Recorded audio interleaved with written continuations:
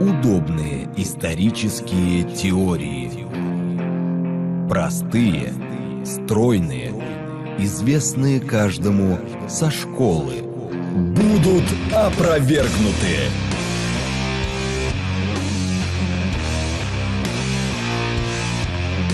Забытая история. On air is Forgotten History. The time is 3:06 p.m. This is Vladimir Karpov speaking. Today, we are joined by mathematician, associate professor at the Faculty of Mechanics and Mathematics of Moscow State University, and co-author of the concept, The New Chronology, Gleb Nosovsky. Hello. Hello. By the way, today we will focus on the origins of the term, New Chronology, and examine the calendar system, what the basis is in our usual chronology, and what you propose. Rather, the origins of traditional chronology. Traditional chronology. We are accustomed to counting time from the birth of Christ. If we dig a bit deeper, we will find information that the birth of Christ as a starting point was introduced somewhere in the 6th century by the Pope.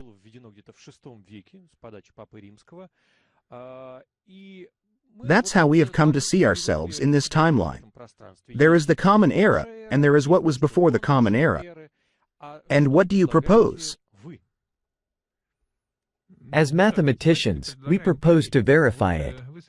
You are absolutely right in saying that it is believed that the era from the birth of Christ was introduced in the 6th century.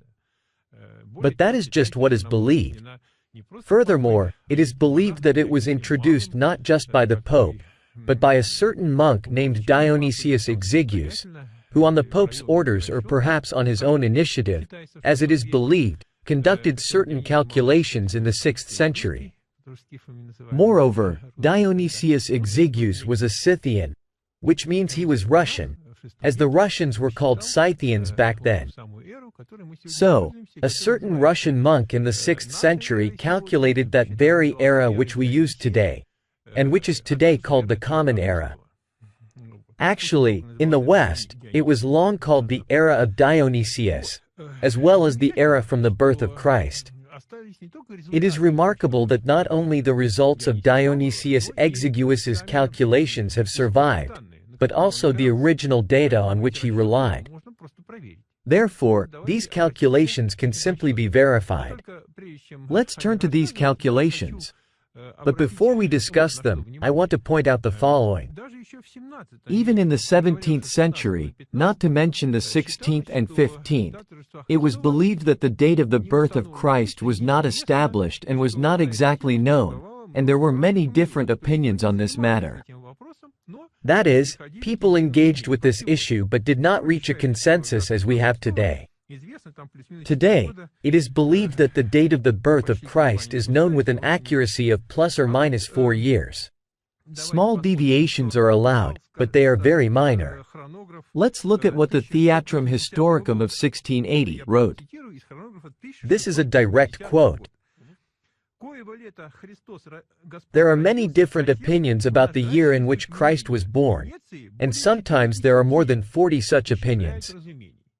То есть, по-русски говоря, в каком году родился Христос, существует множество разных мнений, и некоторые насчитывают более 40 вот таких разных мнений.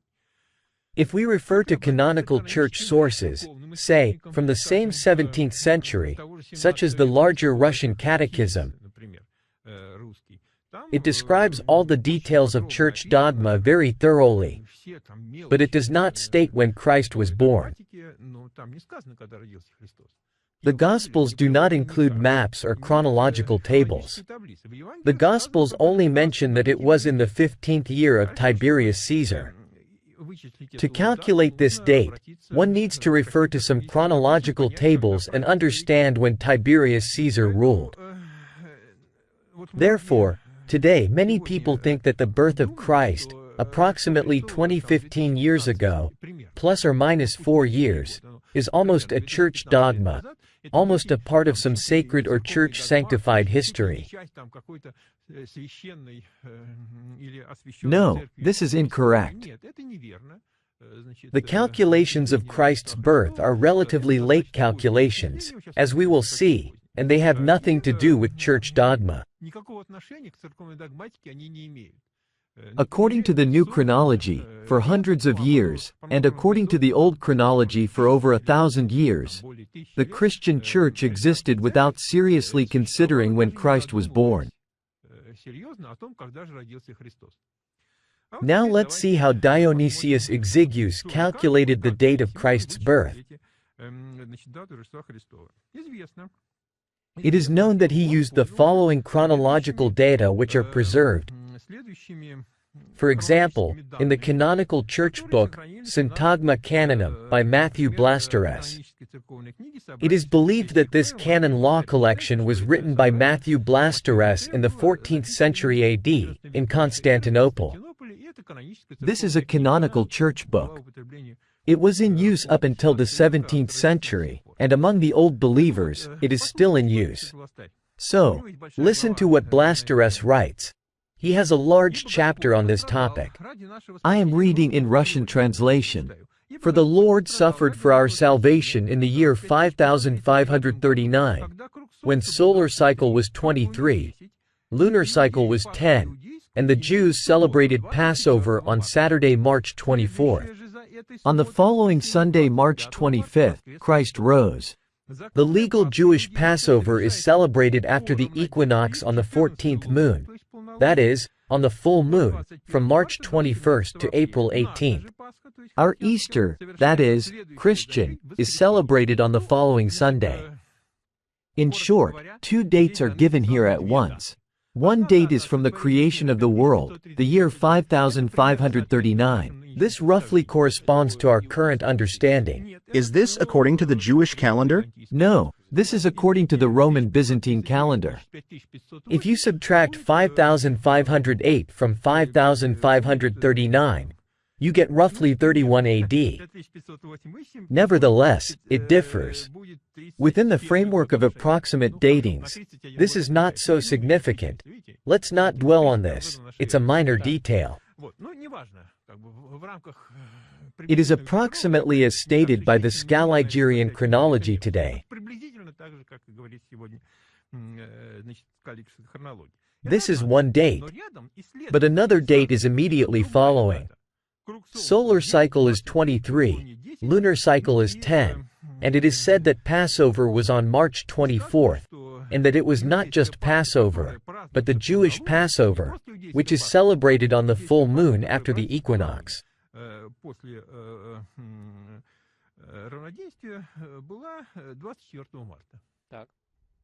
I will clarify a bit to avoid any questions. Today, Jewish Passover is celebrated slightly differently. It shifts, but in the Christian tradition, the Jewish Passover is used as the basis for calculating the Christian Easter. It is clearly stated that it is simply the first full moon after the spring equinox. This is to avoid disagreements.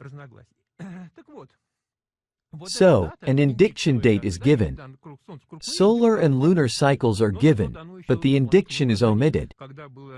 However, an additional indication is given of when the first spring full moon occurred.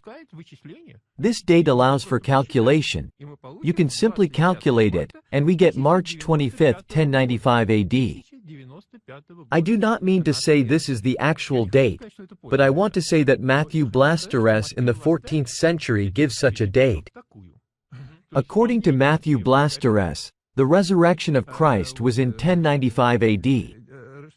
For the birth of Christ, you need to subtract 31 or 33 years, whichever you prefer. But it still comes out to the mid-11th century. It is obvious that one of the two dates was corrected because they contradict each other. Matthew Blasterus gives two dates that contradict each other. Of course, as we understand, Matthew Blasterus does not exist in the original 14th century version. These are later manuscripts in which it is very easy to correct an understandable date because the date 5539 was understood by scribes up until the 17th century. But the indiction date was not understood. An ordinary scribe, especially a medieval one, could not correct it because to understand it, one needs to perform a calculation. Today, with the help of computers, we can calculate it, but otherwise, it is completely incomprehensible. Therefore, it is generally not subject to accidental correction. If it were a random mistake, it should be noted that there are many manuscripts and editions of Matthew Blasteres, and there are never any discrepancies in this place. In all manuscripts, in all editions, these numbers are all the same. The result we see, there were discrepancies up to the 17th century. If Dionysius Exiguus had indeed calculated based on this data, if he had performed these calculations today with the correct astronomical parameters, he would not have obtained the date we have today. This is immediately obvious. That is, it is actually known that Dionysius made a mistake.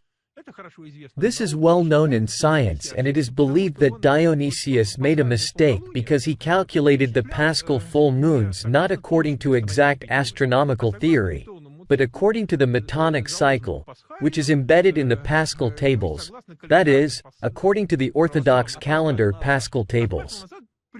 He rolled back using an approximate cycle, which has an error of 1 day in 300 years. And because he calculated the Paschal full moon not by exact astronomical formulas, but approximately, he made a mistake and shifted the date. Again, returning to what I mentioned the first time, these calculations are unstable. Therefore, if he made a slight error in the Paschal full moon, the date immediately throws off by hundreds of years. Alright, let's dig deeper. It is said that in the 6th century, Dionysius Exiguus calculated the birth of Christ, the one that is accepted today. But, being a monk, Dionysius Exiguus was well versed in the theory of Easter.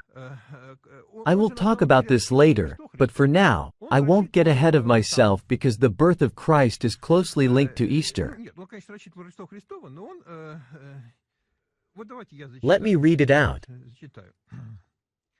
Today, it is believed that Dionysius Exiguus lived in the 6th century and conducted his calculations as follows. I am quoting from the book, Calendar and Chronology, which expresses the modern point of view. There is an assumption that when compiling his era, Dionysius took into account the tradition that Christ died in the 31st year of his life and resurrected on March 25th.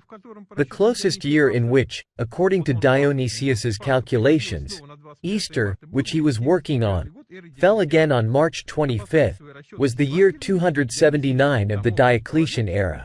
Comparing his calculations with the Gospels, Dionysius could assume that the first Easter was celebrated 532 years ago. That is, in fact, when calculating the birth of Christ, he also calculated the resurrection, that is, the first Easter, and used this calculation. Moreover, it is directly considered that he calculated the resurrection, the first Easter, according to the Christian Paschal tables, Pascalian. But let's look at the Christian Pascalian. And if we go back, what does this Pascalian say about Easter in the 6th century? It turns out that if we apply our Christian Pascalian to the 6th century, it completely violates the apostolic rules of Easter, which were always prescribed in all church councils. Everyone knew them perfectly, and they were discussed up to the 17th century and later.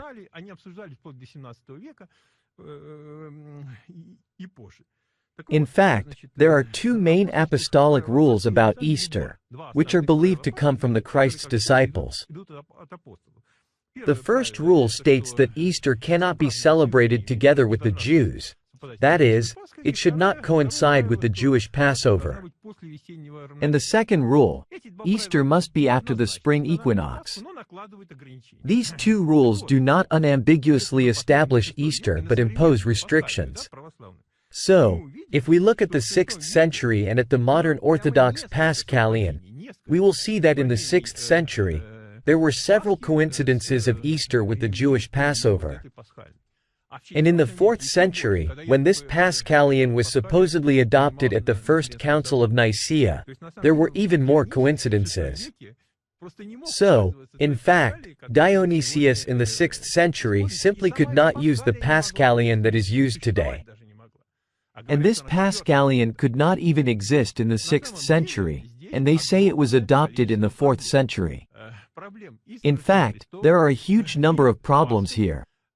Problems with the birth of Christ, with the Pascalian, not with Easter itself, but with those Paschal tables, which are believed to have been adopted at the First Ecumenical Council supposedly in the 4th century AD.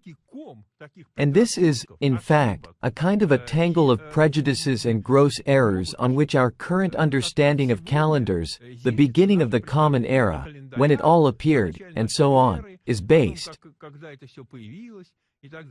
I have a clarification. Dionysius was not the only person who attempted to work on chronology. Before him, various systems were used, such as the births of kings, wars, and the Olympic Games, as was customary in ancient Greece and later in Rome. Eventually, there is Ptolemy's canon of kings, where the list of Babylonian kings is correlated with astronomical events. And if you try to combine all of this, what do you get? If you carefully try to combine all of this, you get a completely different chronology. Today, I wouldn't like to talk about the entire subject, which is very extensive. By the way, we have several books where it is described in detail.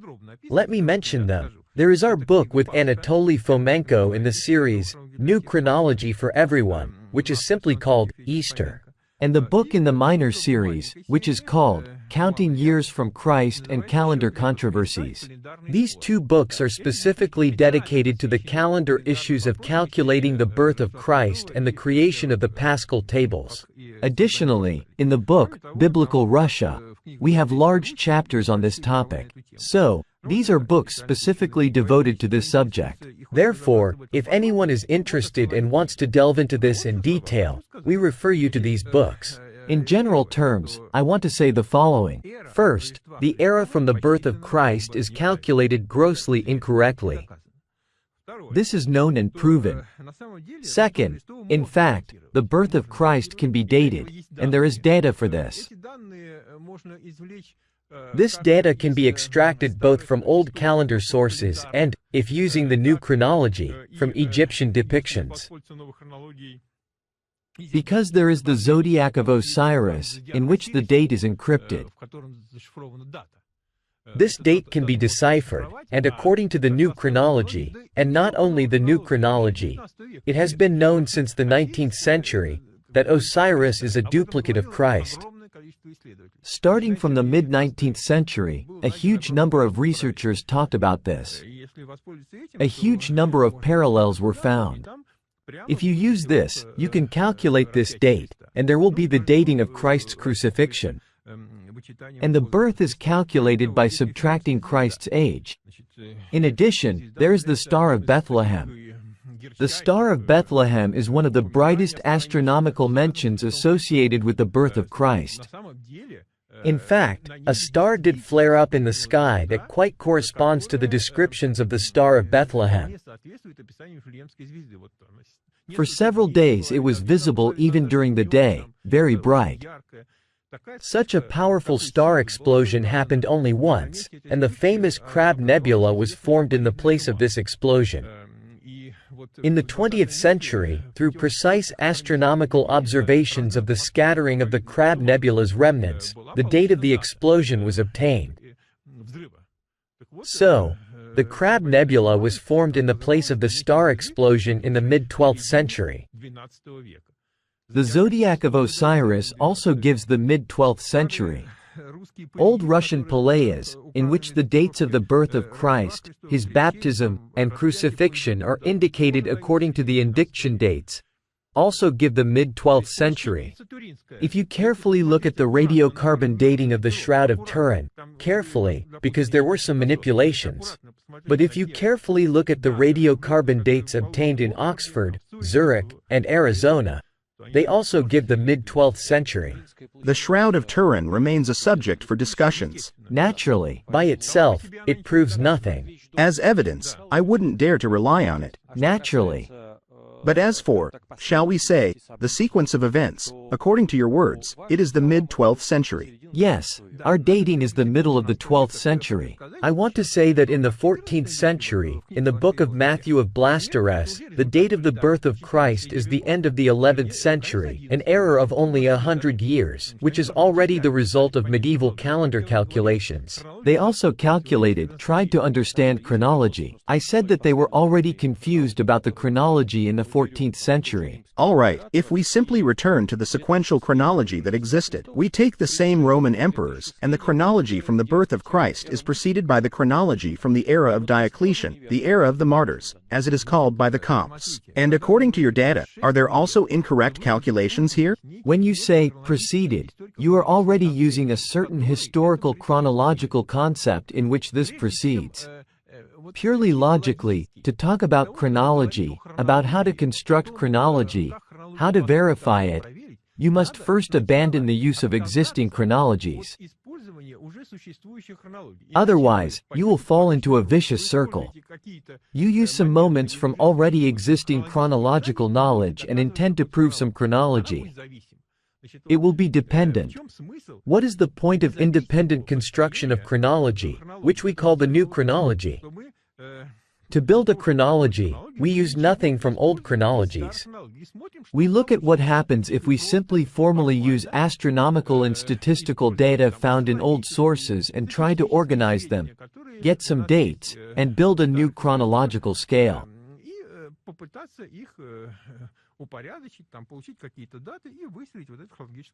I'm still confused because you use the same old sources that you then refute yourself.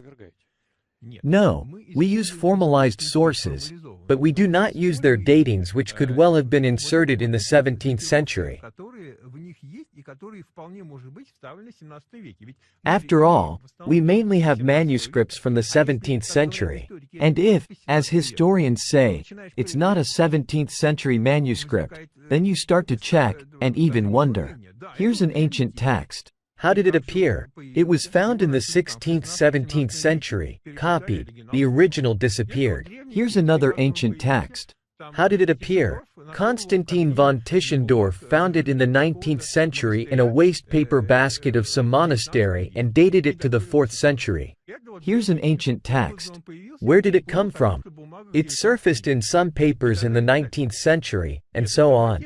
No, if we are to prove it, then let's prove it. If it's an ancient text, let's see if it's ancient or not. Let's provide some proof. And when you get to the evidence, that's where the most interesting part begins. Let's turn to the charters and documents that originated from rulers. Today, libraries contain many supposedly authentic charters from great princes, Western emperors, and so on.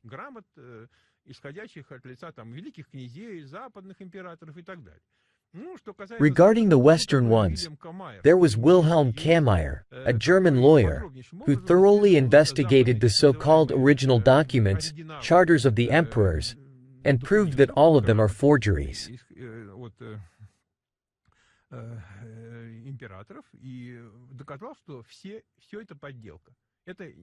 This was a major work he conducted throughout the 20th century. He wrote several books on this topic. We also dealt with this issue and discovered that there are as many as 3 spiritual wills of Ivan Kalita today.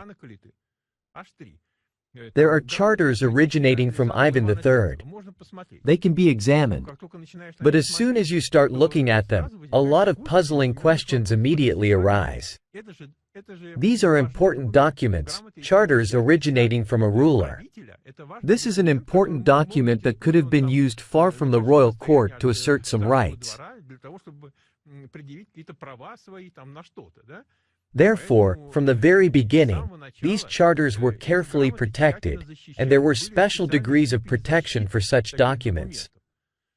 Today, we have Gleb Nosovsky with us, a mathematician, associate professor of the Faculty of Mechanics and Mathematics at Moscow State University, co-author of the concept, the new chronology. We are trying to figure out what the Nativity of Christ actually is. By the way, we haven't asked you the main question yet. According to your information and calculations, what is the current year from the birth of Christ, if we take that as the starting point? We need to subtract 1152, but that's approximate. 2015 minus 1152? Yes, it will be 860 something. You can calculate it. Again, I have to clarify some data. Alright, there is the modern chronology, but there are many peoples who count from the creation of the world in their traditions. Take the Jews, for example. We can move to somewhere like Thailand, where it's the year 6000 something. How do these data correlate? I already mentioned the first time that dates from the creation of the world are introduced from ancient starting points. It's always like that. We shouldn't think that if, for example, it's now year 7500 something from the creation, people have counted each year from the creation and reached 7000. And 2015 was not counted from the birth of Christ, as we know. Adhering to traditional chronology, I used to think that this is such a historical memory of a particular people, after which they start their chronology. No, that's incorrect. The first time, I explained in detail that the introduction of the era was purely a chronological measure and very justified to transition from unstable ways of counting years to stable ones. An era is a stable way of counting years. Eras were always introduced from an ancient point. That is, we did not start counting from the first year but said, let's start counting from the year 5000, from the year 4000, and so on. So, it is still a very conditional date? It is a very conditional date, just as today, we say, the Common Era. It began 2015 years ago, and we all count by it. It's convenient to count this way, everyone is used to it, and this is how we count in the new chronology. It's just a certain conditional point. Alright, now we'll take calls from our listeners. I wanted to summarize what I said the first time. So, traditional chronology is based on the interpretation of the information available today. Interpretation includes, in particular, the distribution of sources, documents, and charters into correct and incorrect ones. Because there are also incorrect ones, as they are called, products of ignorance, and so on.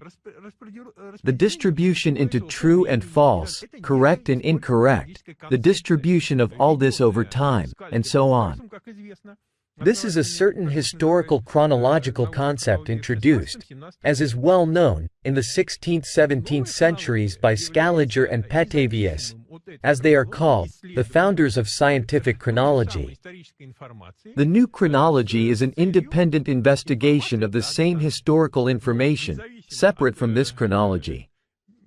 The information is the same, but independently of the chronological tables of Scaliger and Petavius, we try to extract dates from it using modern scientific methods. As a result, a completely different historical chronological picture emerges, in which, in particular, correct and incorrect, ignorant and competent documents, forgeries and originals are arranged differently. This includes the introduction of the Common Era, the modern calendar. All this was introduced within the framework, as is believed, of the Catholic Church of the 16th-17th centuries. I want to quote the official statement of the Catholic Church from March 5, 1616, which is the 17th century.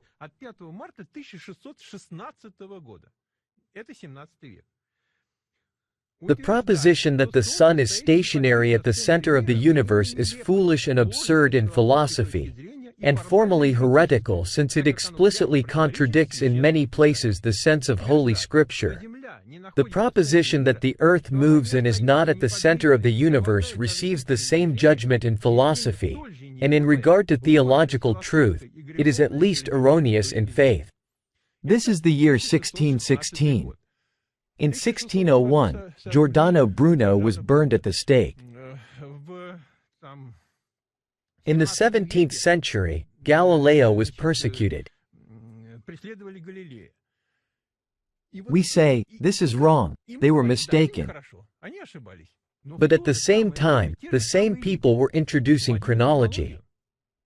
Scaliger was involved in all this activity. He was an advisor to the Pope. They introduced the chronology. They introduced the new Gregorian calendar. And it is believed that these calculations were done correctly.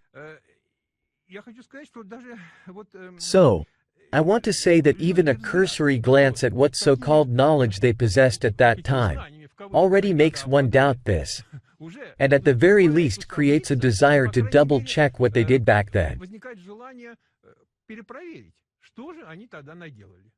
I have one last important clarification. If they made mistakes, do you admit that you could also be mistaken? Anyone can make mistakes. We are scientists. We rely on the methods of modern science. Yes, of course, mistakes are possible in science. But today, science has reached a fairly high level. I want to say that our research is at the current level of scientific development.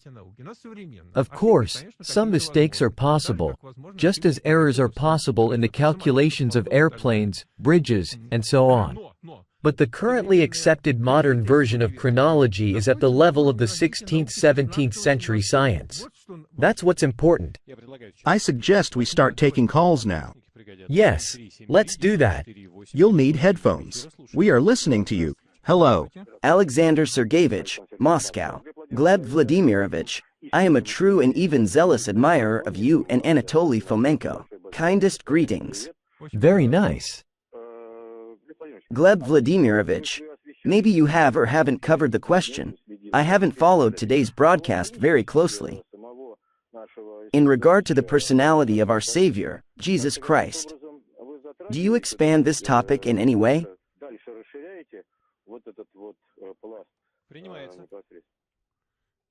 Regarding Christ, we have written a lot about Christ, about dating his life, about what new understanding of Christ and his era is given by the new chronology, which allows us to bring in data that was previously considered unrelated to Christ. We have written several books on this topic.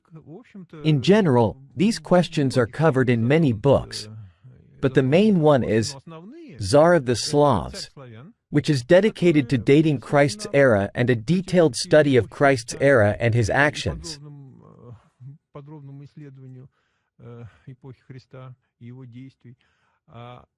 Recently, we also released the book God of War, which is also dedicated to the Holy Family.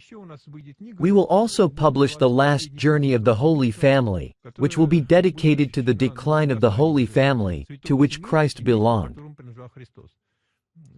So, these are actually huge and very interesting topics. In short, I want to say that according to the new chronology, Christ belonged to the ancient royal family of the empire, which created our civilization. This family created the empire, the statehood that we all use today. But in the 14th century, this family was pushed out of power and moved east, creating many Eastern empires there. But this was already after Christ. According to the new chronology, Christ lived and acted in the 12th century AD and was emperor of this single empire for 3 years. I repeat, in the new chronology, there is only one empire, not many as in the current version of history, where there are many different empires. They interact with each other somehow. But in the new chronology, from the very beginning, from the dawn of our history until the early 17th century, there was one empire, which then indeed split into many independent states. Mila is interested. Then in what century did the Prophet Muhammad and Islam arise? The 11th century plus 6 centuries, in the 17th century, or what? No, of course, the chronology compresses. It is clear that the current chronology is greatly stretched. Christ is placed in the 1st century, and Muhammad is placed in the 7th. When we compress all this and bring it in line with the new chronology, the sequence of events is preserved, but the intervals are compressed. Christ falls in the mid-12th century, and Muhammad falls in the 15th century. There, he is identified with a very famous figure in Russian chronicles, the Golden Horde Khan Ullah Muhammad or Great Muhammad, who left central Russia and founded Kazan. This is what is attributed to Muhammad today, the flight from Mecca to Medina. According to the new chronology, Kazan is Medina. We found the Kaaba there. I refer to our book called The Prophet Conqueror, where Moses walked. This and other books talk a lot about Muhammad. We always return to this most important subject. The personality of Muhammad is very vivid.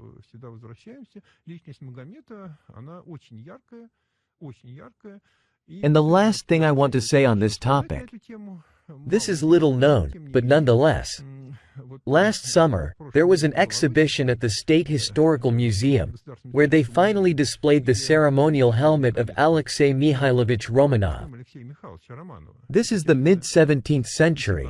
They date this helmet to the 1650s. In this warrior helmet, Alexei Mikhailovich would appear before the people and conduct solemn services. There is a nasal guard with an inscription at the top. On the forehead of the Russian Tsar Alexei Romanov, in large letters the inscription says, "There is no God but Allah, and Muhammad is his prophet." There is another version, according to which our blacksmiths simply copied the Arabic script to create a certain ornament. They copied a fragmentary phrase, in which "there is no God" but is repeated many times, and there is also something unfinished. Didn't you consider this? As for Alexei Mikhailovich's helmet, it has a fully canonical and complete phrase written on it, "There is no God but Allah, and Muhammad is his prophet." If translated literally from Arabic, it is, "There is no God but the true God, and Muhammad is the messenger of the true God." This is usually translated as, "There is no God but Allah, and Muhammad is his prophet." It is written without any abbreviations or additions, very prominently on the forehead of Alexei Mikhailovich. So, do you rule out mere copying? I do not want to interpret now. I just want to say that the historian's assumption that supposedly, without knowing the Arabic language, the Russians copied something, seems extremely doubtful to me. Because, in fact, among the Russian nobility of the 17th century, Arabic was known just as well as Greek. They knew foreign languages. By the way, this is reflected in Moscow's names. For example, Arbat Street is an Arabic word. Why is the Kutafia Tower called Kutafia? What do you think? Because scribes sat there. This is the Arabic word Ketova, Kutafia Tower. Another well-known word is rinda. In Russia, the Tsar's bodyguards were called rindas. Rinda is an Arabic word meaning close person. There are many Arabic words in the Old Russian court language. Therefore, the idea that in the 16th, 17th century the Russian nobility, I am not talking about peasants, did not know the Arabic language is absolutely incorrect. For example, when the same Alexei Mikhailovich granted, for example, some sabers, granted weapons, it was usually written on the weapons in Arabic. There are examples of granted sabers of Alexei Mikhailovich, where it is written in Arabic. Tsar Alexei Mikhailovich grants this saber. I know an alternative version regarding rinda, referring to the ship's bell, according to which our sailors abbreviated the English phrase, "ring the bell," as rinda bay. No, that's a different word. We are talking about different words. They sound similar, but they are different words. All right. We are listening to you carefully. Hello. Hello, good afternoon. Yes, you are on the air. Please go ahead. I wanted to ask a question. My name is Maxime. Yes, hello. Unfortunately, I didn't listen to your broadcast from the beginning. I liked the dating of the Nativity of Christ related to the explosion of a supernova, the Crab Nebula. I would like to ask your guest if there are any other astronomical events whose dating can be accurately determined using modern astronomical research methods.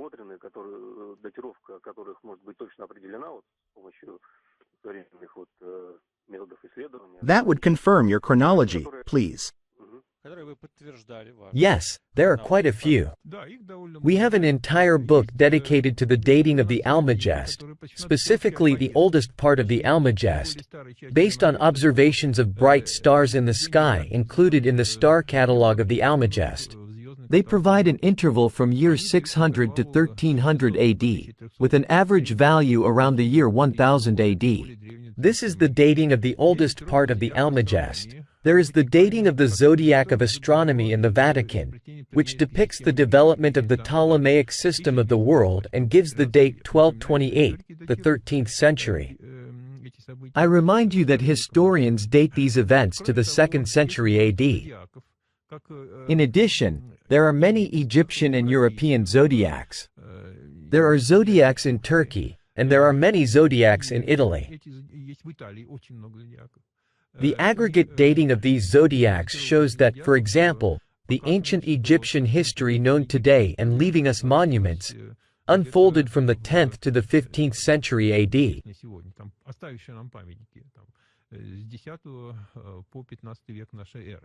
This was the heyday of ancient Egyptian history.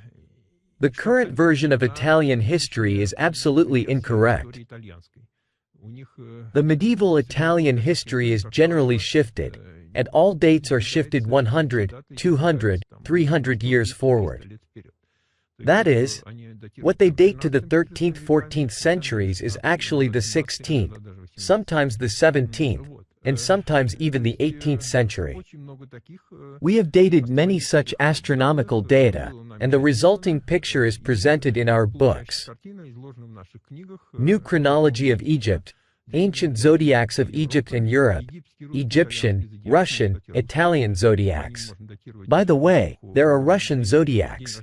They can be used to date the birthday of Ivan the Terrible. Additionally, we have a book, Vatican, dedicated to the dating of zodiacs. We are also writing a new book tentatively titled Roxolana. There are also many Italian zodiacs, which reveal the history of the 16th century. We have many astronomical datings, and this is an important segment of the new chronology. Nikolai is interested. Then there must be a general error in the chronology calculations in Egypt, Europe, India, China, and in America too with their Maya. There cannot be a common error because it is not a rigid shift of the entire chronology, it is also being compressed. Therefore, of course, the error is not common, but there are several main shifts. The picture is not that simple. One should not think that we take our historical picture and just rigidly shift it by a certain number of years into the future. No, it doesn't work that way. Different events are shifted by different amounts, but common shifts have been found for large blocks of historical events. Anatoly Fomenko discovered three main shifts in Roman European history of 330, 780, and 1,800 years back in the late 70s and early 80s. I believe Karl Popper proposed three criteria for a scientific theory: verifiability, falsifiability, and the third criterion, conformity to Occam's razor principle. Have you tested your theory against these criteria? We are mathematicians, not philosophers. We, mathematicians, have different criteria. Our criteria are proofs. Hello, you are on the air. Please go ahead. Please tell me, what about the dates of lunar eclipses then? Plato calculated them according to certain rules. So, he had to first build a system of dates in such a way as to restore the chronology of eclipses, and only then create the contemporary theory of lunar eclipses for that time. Thank you. Accepted. This is a very good question, but it's not Plato, it's Ptolemy. We have carefully studied all the eclipses mentioned in the Almagest. Indeed, it mentions quite a few lunar eclipses, and these eclipses show that the chronology was falsified. Why are lunar eclipses bad for researching chronology? They are bad because the fact, not the phase of the lunar eclipse, is calculated according to Ptolemy theory. In addition, a lunar eclipse is visible from half of the Earth, so the location is also irrelevant. Therefore, lunar eclipses by themselves are useless. Attempts to calculate lunar eclipses are old. As I said, according to the new chronology, Ptolemy theory was developed in the 13th century. Therefore, if the exact phase of the lunar eclipse is not indicated, or at least if it was a total eclipse, it is quite useless material for chronology. However, if the exact phases are indicated, whether it is a total eclipse or something specific, then yes, this is valuable material. All such lunar eclipses with indicated phases, or sequences of lunar eclipses at certain intervals of time, the so-called Thucydides triad, have been investigated by us, and they all give medieval dates. This was also noticed by Morozov. Another notable remark, also not ours but from Morozov. When he studied the Almagest, He noticed that the Almagest does not mention a single solar eclipse. There are many lunar eclipses but not a single solar one. He posed a fair question. After all, a solar eclipse is the most striking event. Lunar eclipses happen quite often, and they are not very noticeable. But a fairly complete solar eclipse is a bright event that immediately attracts people's attention. So, over all these thousands of years, you didn't include a single solar eclipse in the Almagest, which was the main textbook. Morozov rightly wrote, This is evidence that the Almagest was edited in the 17th century, and those astronomical observations that could potentially cause doubts about Scaliger's chronology in the future were removed from it. Because they could verify lunar eclipses using Ptolemy theory, calculate them retrospectively, and insert them into the Almagest in the 17th century. But they couldn't calculate solar eclipses in the 17th century because it's a delicate matter, with a narrow strip of shadow, and it is necessary to calculate that the shadow passed precisely through a specific place. this is a very fine matter, And they began to calculate solar eclipses only in the 19th century.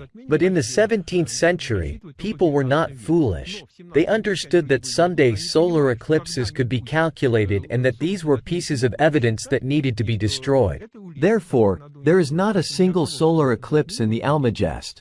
We have time for one more call. We are listening to you. Hello. Good evening, gentlemen. The Catholic holiday of Christmas is approaching. Why is there a 2-week difference between Catholic Christmas and Orthodox Christmas? There are the Gregorian and Julian calendars. Don't you think that the advent of Catholicism and disagreements with true Christianity signify the arrival of Satan? We have a non-religious program, but the question about the Julian and Gregorian calendars is accepted. This is a very interesting question, and I want to dedicate the next broadcast to it. It is not that simple and is actually very interesting. Right now, I won't be able to answer it in just 2 minutes. Next time, I will explain in detail. Then next week, we will talk about the differences between the Julian and Gregorian calendars. Now we have time for one more call. We are listening to you. Hello. Good afternoon. The question is very short. On your radio station, Mikhail Hazin said that the sewer system in Paris was built in 1850. It is known that there was a sewer system in ancient Rome. How does your guest, or perhaps you, view the idea that civilization is constantly developing, or that it can fall so much that it forgets how to build a sewer system? Thank you. About decline, revival, and so on. This is a completely correct question. There was a sewer system in ancient Rome, but according to the new chronology, ancient Rome is not that ancient. Money appeared in Paris, and it became a major capital only in the 17th century, and they grew to build a sewerage in the 18th century. Well, I remind our listeners that today we had with us mathematician, associate professor of the Faculty of Mechanics and Mathematics of Moscow State University, co-author of the concept, The New Chronology, Gleb Nosovsky. Thank you. Come again. Thank you.